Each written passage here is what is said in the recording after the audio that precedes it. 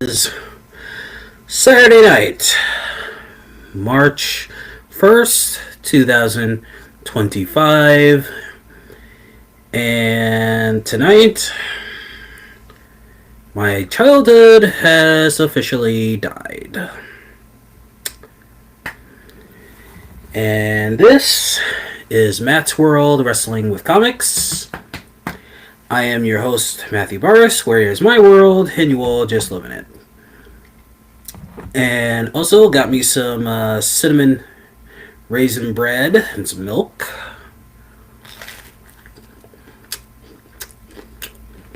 You know, doing reviews, you get a little hungry. Mm. Mm. Mm. Mm. Mm. Mm.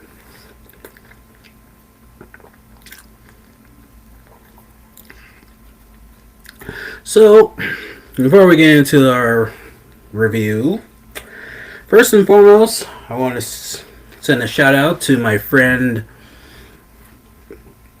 Claire Gouthier.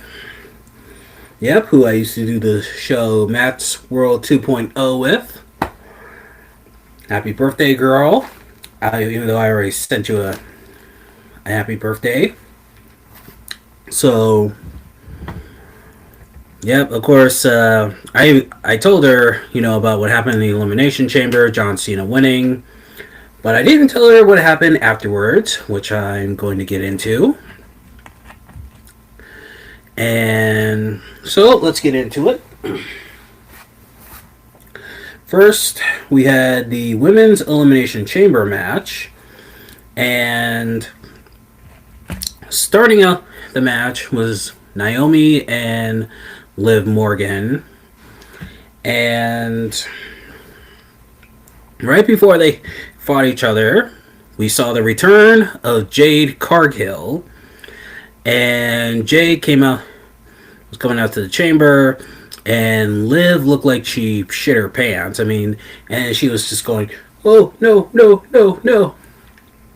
And then all of a sudden, boom, Jade beats the shit out of Naomi. So we all now know that it was Naomi who took Jade Cargill out of action. And as soon as she did that, I was like, I knew it. I knew she did this. I knew it. I knew it.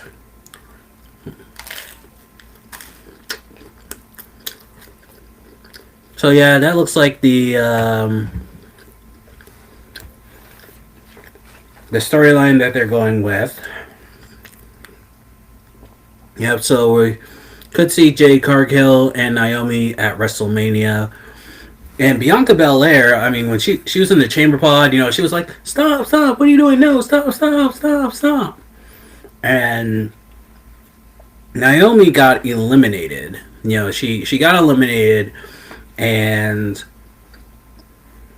then, Jade Cargill went out and left.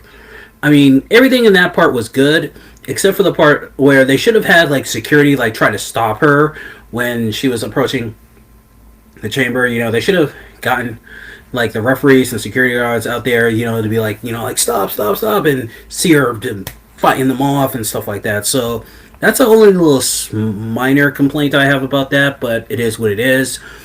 And Naomi went on to win the Elimination Chamber. Bianca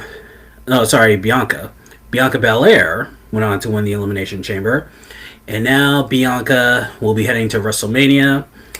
And she will face the winner of Rhea Ripley and Io Sky on Monday Night Raw.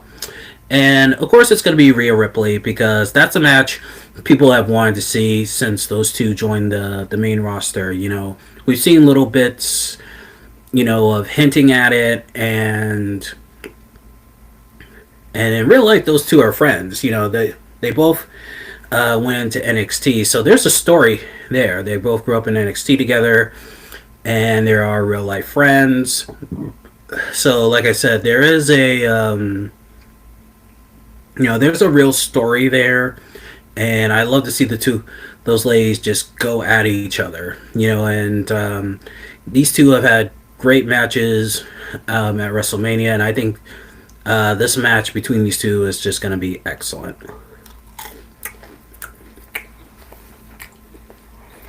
Moving on, we had. Oh, yeah, and I gave it 5 stars too. 5-star match. Though Liv Morgan, she was pretty good in there herself. Next, we had Nia Jax and Candice LeRae against Trish Stratus and Tiffany Stratton. I mean, the hometown crowd was crazy for Trish, and Trish was just excellent in this match. She looked like she hasn't lost a step. I mean, like, whenever she's come back, I kind of get a little upset because it's like her match against Charlotte at SummerSlam a few years back should have been her last match, but then she comes back, and to be honest, I don't think Trish is ever really gonna retire. I think she'll always come back, and and she's still got it in the ring. She really does. She still has it in the ring. And I will not be surprised if they put her in a match at WrestleMania this year.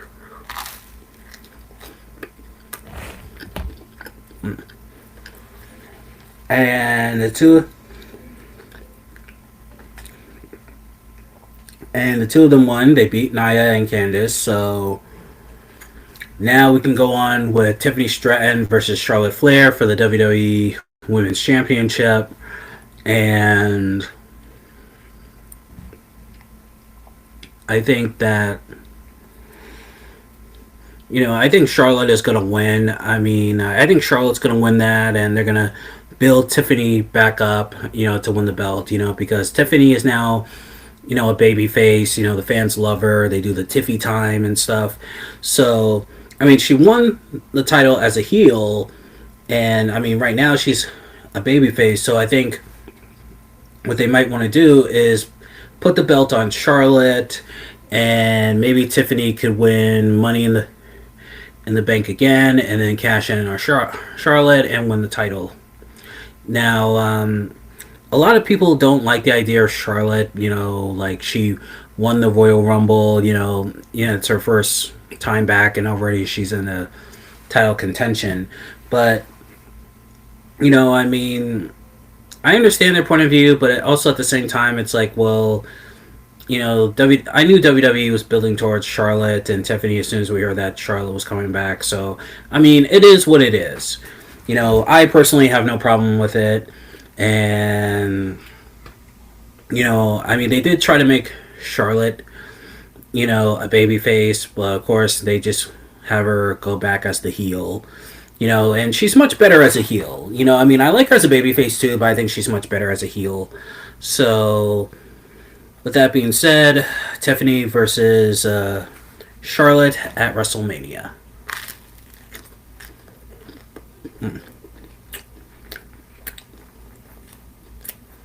This is really good. Yeah, this is really good cinnamon and raisin bread here.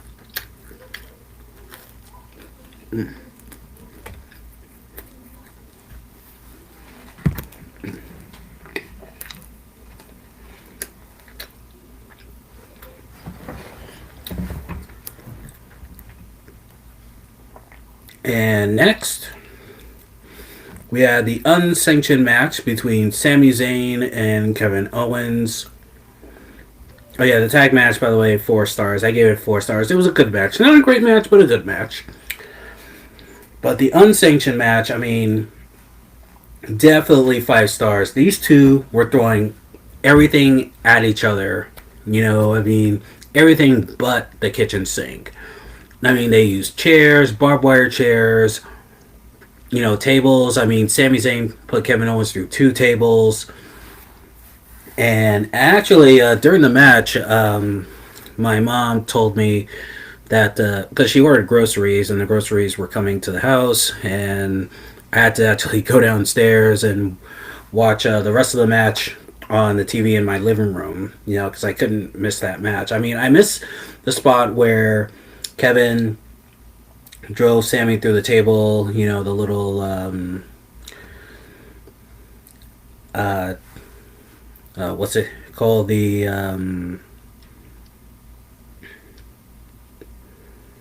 Brain Buster. Yeah, the Brain Buster off off the second rope through the table. But I managed to catch it on replay, so that was a good thing.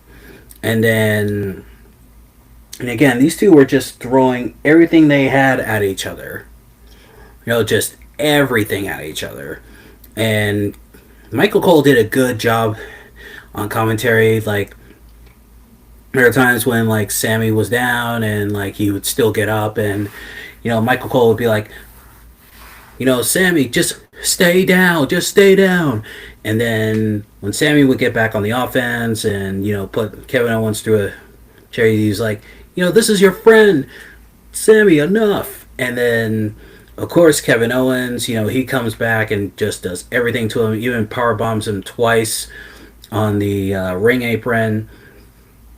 And, at one point, Michael Cole, he called Kevin Owens a bastard. He's like, Kevin, you bastard. And I was like, whoa. I'm like, damn, Michael. Damn, that was good. And then Kevin Owens got the 1, 2, 3. The stretcher came out for Sami Zayn. And it looked like the match was over. Kevin Owens was walking up down the aisleway. And then... and then he starts attacking the officials and security, and one of the guys on commentary said, like, oh, there's no way you can stop Kevin Owens. And Michael goes, oh, here's an idea. How about put the guy in handcuffs? I mean, that sounds like something I would have said. I would have been like, yeah, here's a thought. Put the guy in handcuffs, And then he pulls back the mat, and it looks like we're going to get a cradle pile driver on the cement floor, and then all of a sudden... I hear voices in my head, they come to me, they understand, they talk to me. Yep, Randy Orton came back. Randy came out, and he delivered, RKO to Kevin Owens. Looked like he was about to punt him, but he got out of there. I mean, the crowd went nuts. It was good to see Randy Orton back. So now... we're going to get Kevin Owens versus Randy Orton at WrestleMania. And that match definitely has to be no holds barred. I mean, this cannot be a regular wrestling match. I mean, granted, Kevin Owens has had a lot of hardcore matches lately, and I mean, I'm surprised his body is still holding up. I think after WrestleMania, he might have to take some time off.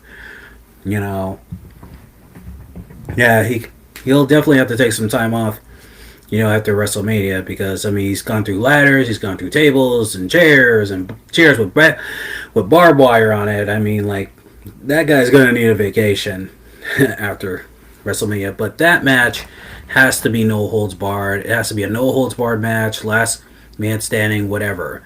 Like, that's the kind of match that needs to happen at WrestleMania.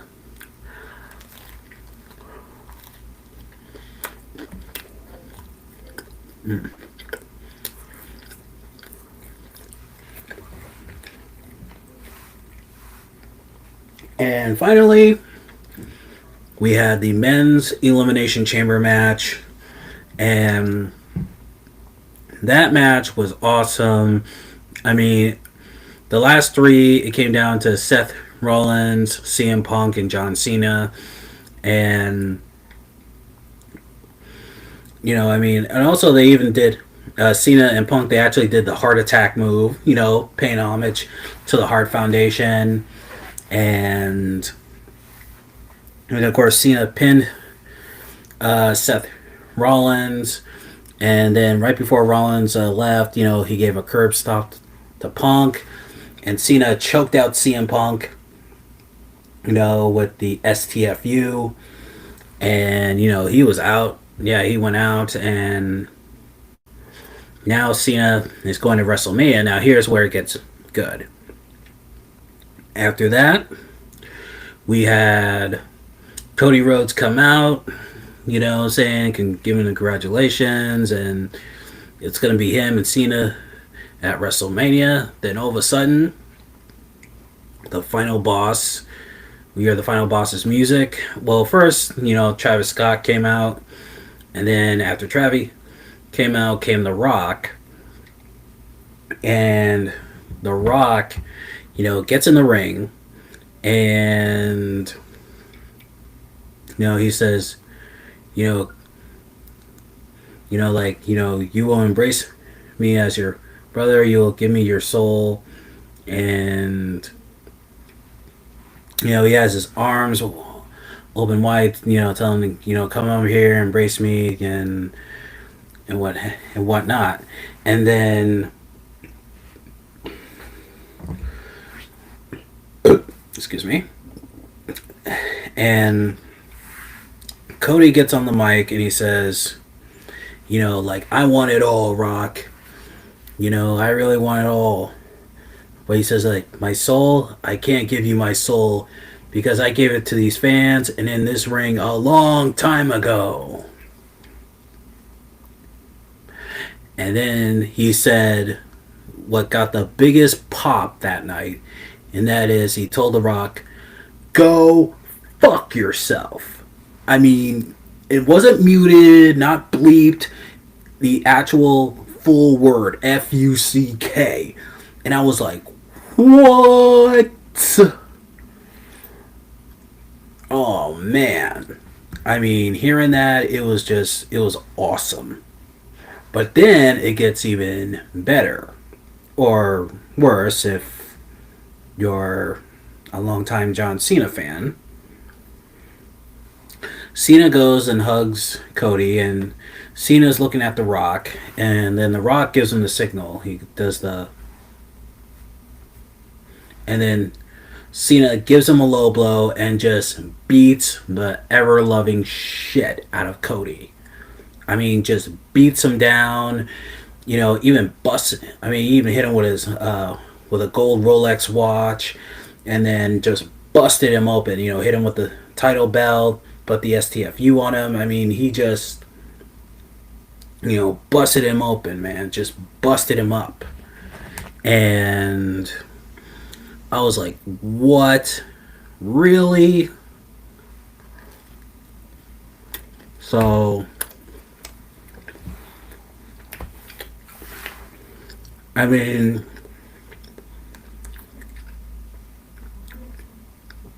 here are my thoughts. I didn't think they were going to do a Cena heel turn at this point, because it's like, it's his last year. Why would he need to go heel now? But when I think about it, I'm like, well, this actually might work, because, and now I think about it, also, there's also little hints, like what he says, when he said that at WrestleMania, at Royal Rumble, the press conference, he said, me going on to WrestleMania for the world title, that is what's best for business. And he also didn't have to, to qualify for the Elimination Chamber. Triple H said, yeah, he gets an automatic entry. So it was like, whoa. And you know what? I mean, this really has flashbacks to when Stone Cold sold out to Vince McMahon at WrestleMania 17. Because it was like the big shock. Steve Austin shaking hands with the devil. And now, of course, that wound up being bad for Austin because, nobody wanted to see a heel Austin. And as far as this goes, well, we'll see how it plays out. I mean, granted, this does give Cody more of a challenge going into WrestleMania, but the big question is like, who's going to come out the winner? Because, I kept saying, like, I think that it's Cody's time to give up the belt and, have John wear it. I mean, John's title reign, it doesn't have to be a long title reign. It can be like up until SummerSlam, and he can drop the belt back to Cody. And they could do that. I mean, they could have a thing where it's like Cody loses at WrestleMania, then he goes into Money in the Bank, he wins the Money in the Bank, and he cashes in on John Cena. Like John Cena and Cody Rhodes at SummerSlam, and Cody gets the title back. And also, SummerSlam this year is a 2-night event. Or it could be a thing where, Cody has to fight even bigger odds, like bigger odds than last year, and he'll still come out, the champion. Yeah, he could still come out the champion. I think that's what, that's what could happen. So, I mean, don't know. I mean, we'll have to wait and see. And yeah, we really got to wait and see on that. Mm. Mm. Oh, this is really good. So there you have it for the Elimination Chamber. We had some returns. We had heel turns. And overall, just a good night. Yeah, just a good night of pro wrestling. So that will do it for tonight's show. But before I go, this week,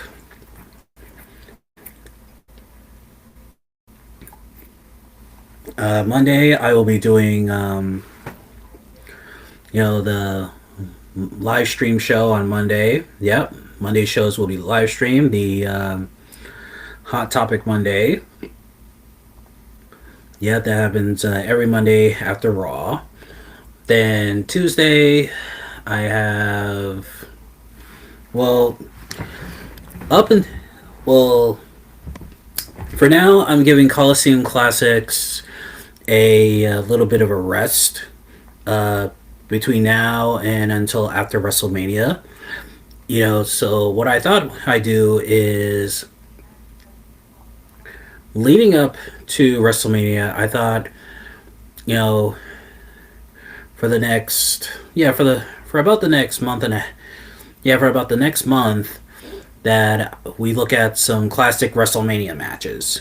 So on Tuesdays, those will be WrestleMania Tuesdays. That will be replacing Coliseum Classics for a while. And then on Thursday, I will be doing a comics and graphic novel reviews. So make sure you all tune in for that. And yep, that's about it. So make sure you all tune in, and you can also go to mattsworld.tv at Instagram, where I'll be doing promos and showing you guys, what's to come there this week. And until then, this is Matthew Burris saying, toodaloo, motherfucker.